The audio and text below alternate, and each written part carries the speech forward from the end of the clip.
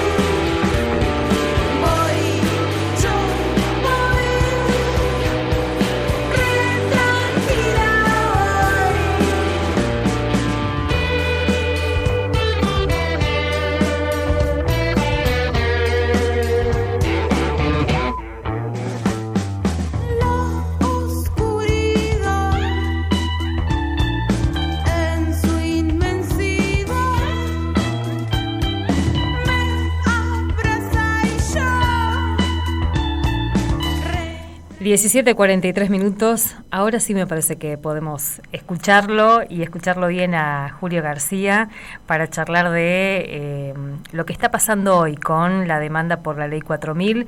Julio, ¿nos escuchás ahí? Sí, los escucho perfecto, los escucho. Nos estabas contando un poco cuál es la novedad que hay en este reclamo que vienen haciendo las comunidades.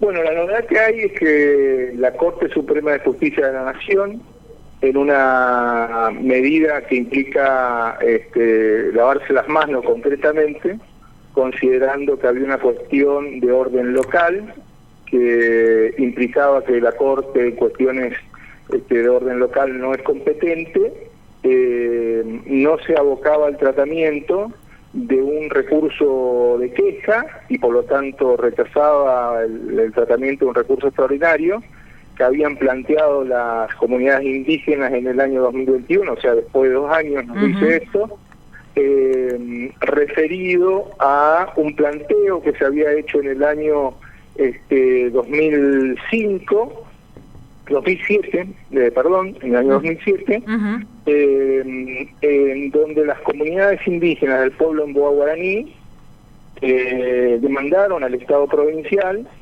porque el Estado provincial aprobó una ley 4000, que debía, conforme al proceso de enmienda que tiene la Constitución de la provincia de Misiones, que obligaba al Estado provincial en la próxima elección posterior a la sanción de la Ley 4000, que era la Ley 4000 desde el 2003, o sea, en el 2005, debería haber llamado a un referéndum para que el pueblo de Misiones se expidiera sobre, por sí o por no, para incorporar los derechos indígenas a la Constitución de la provincia de Misiones.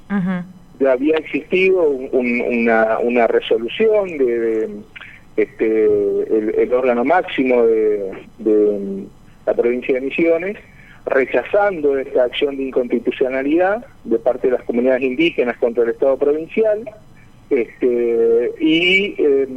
nosotros planteamos un recurso extraordinario, nuevamente en su momento el Tribunal Supremo de la provincia de Misiones lo rechazó, y fuimos en queja a la Corte, y la Corte consideró que no había cuestión federal.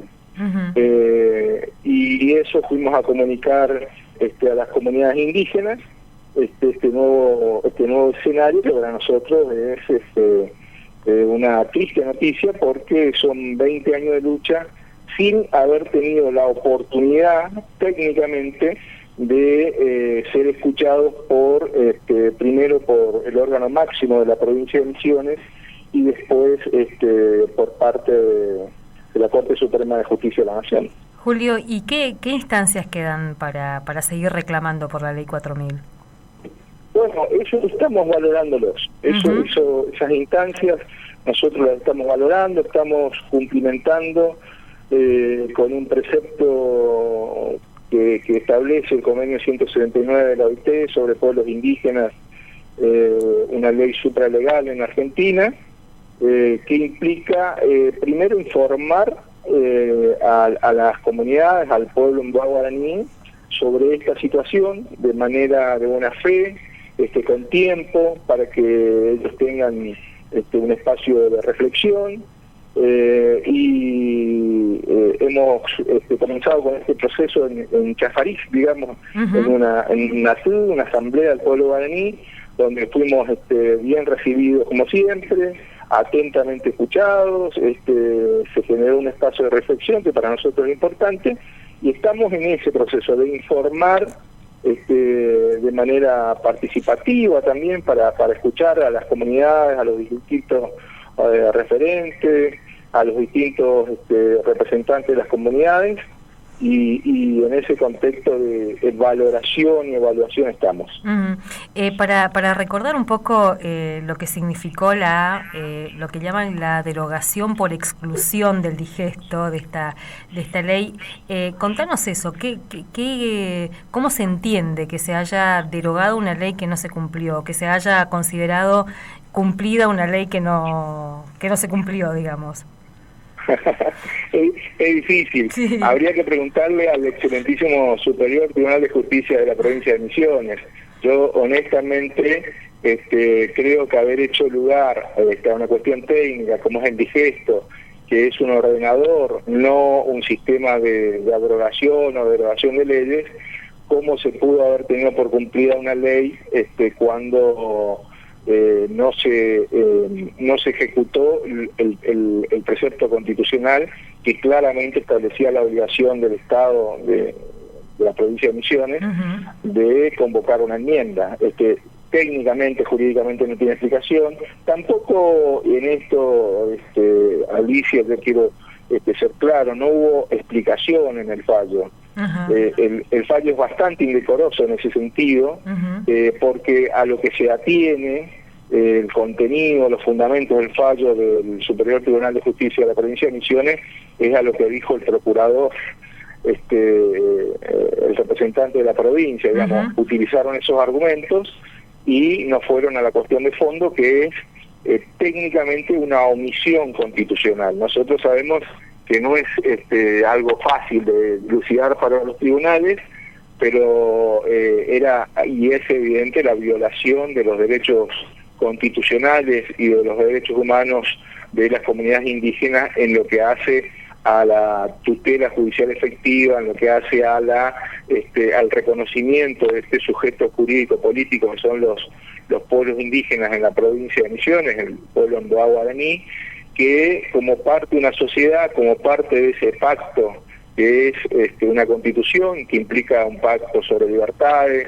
un pacto sobre limitaciones a los poderes, un pacto sobre el reconocimiento y ejercicio de derechos, lo ha cercenado con respecto al pueblo Emboá Guaraní, y tenemos en vigencia la ley 2727, que también es una ley absolutamente perimida, una vetusta ley que sirve mucho para el folclore, pero que en términos reales no reconoce a este sujeto jurídico y político que son los pueblos indígenas y en particular el pueblo Emboá Guaraní. ¿Y les llamó la atención la decisión de la Corte? Porque para algunos casos evidentemente sí se siente como competente y para otros no, digamos, ¿no? ¿Les llamó la atención esto? Bueno, yo tengo una posición personal y que la comparto con muchos colegas.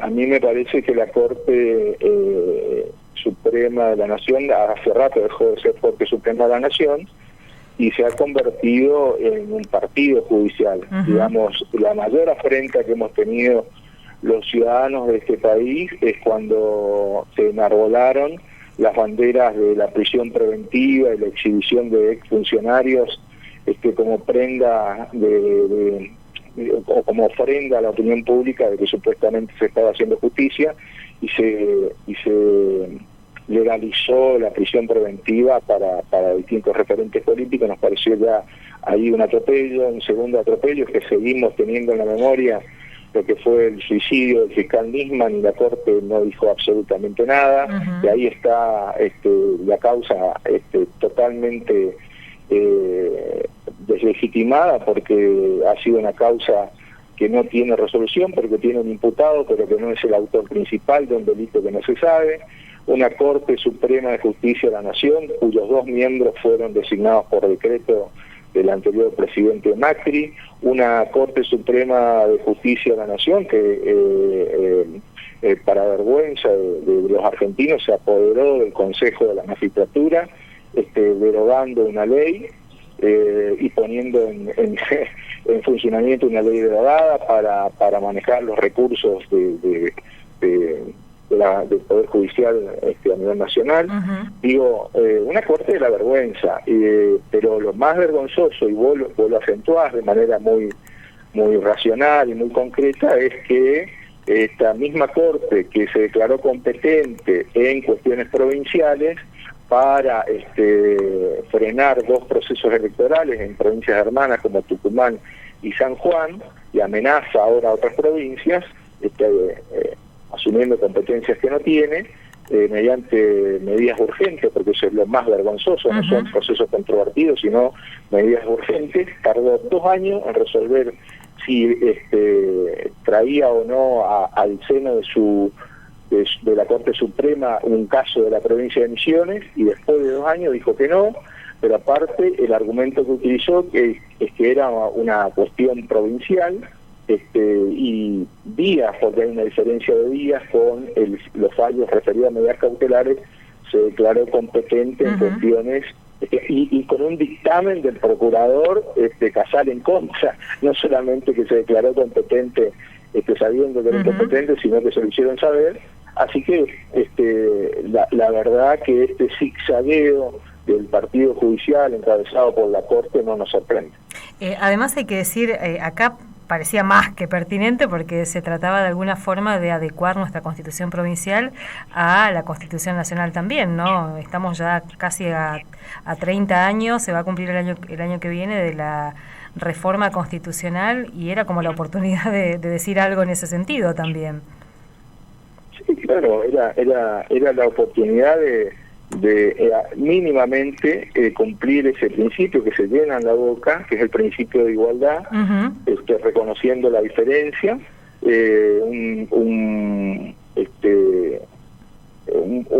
derecho elemental como el derecho a la dignidad y el derecho a la igualdad en nuestra Constitución y en las convenciones internacionales de derechos humanos, que ha sido absolutamente vulnerado por el Estado provincial en todos sus poderes, porque en este caso de la enmienda constitucional intervinieron todos los poderes de la provincia de Misiones, el Poder Ejecutivo, el Poder Legislativo y el Poder Judicial.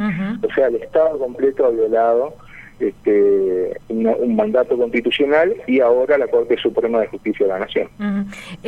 Por último, Julio, ¿cuál es la importancia para los pueblos indígenas, los pueblos mbugá o los pueblos guaraníes hoy, que se reconozca en nuestra Constitución provincial esa preexistencia y eso que aparecía también como mandato en esa Ley 4000? Sí, yo creo que hay una cuestión política y jurídica que tiene que ver con que las constituciones son los acuerdos mínimos que tiene una sociedad en un tiempo y en un espacio determinado. Y eso me parece una verdad de perogrullo, pero los mbugá tienen derecho a estar en la Constitución de la provincia de Misiones, porque son un pueblo que lo preexisten, que tienen una serie de derechos que deben ser reconocidos por el Estado provincial, que si no es llevado a juicio el Estado nacional y el Estado provincial, parece que no hay manera de que efectivicen los derechos de las comunidades indígenas y los derechos territoriales en particular, que muy rápidamente y de manera muy liviana se suelen reconocer a nombre de terceros, incluso de ciudadanos no argentinos. No estoy haciendo ningún alegato en contra de extranjeros, pero es lo que habitualmente sucede, y son rápidos para reconocer derechos de sectores poderosos, pero aquellos humildes, aquellos excluidos, vulnerados, invisibilizados, tienen que permanecer, parece, en ese cono de sombra por decisiones del gobierno de la provincia de Misiones en todos sus poderes. Y me parece que eso tiene que ser revertido, que tenemos que dejar ya los discursos llenos de elogios, de pseudo, conmoviéndose, y pasar a cosas concretas que tienen que ver con el reconocimiento de derechos y la efectivización de esos derechos, que tienen que estar en el pacto mínimo de fraternidad, de hermandad, de libertad, de igualdad, que es la Constitución de la provincia de Misiones para los misioneros en principio, y para los argentinos en particular, que miramos como esos escenarios de discriminación y racismo que se esconden, no se invisibilizan, cuando se tienen que demostrar de manera concreta, no sucede eso. Julio, muchas gracias. No, a ustedes muy amables, gracias por estar siempre, se lo he oído y no me voy a cansar de repetirlo. Me parece que son ustedes una voz muy importante que hace llegar el reclamo de las comunidades indígenas y la necesidad de que el Estado deje las políticas meramente simbólicas y se encamine con políticas transformadoras hacia los olvidados y los desterrados en nuestros territorios, como son los pueblos indígenas. Muchas gracias, gracias a ustedes por estar ahí también. Un abrazo, hasta luego. Muy amable. El doctor Julio García, abogado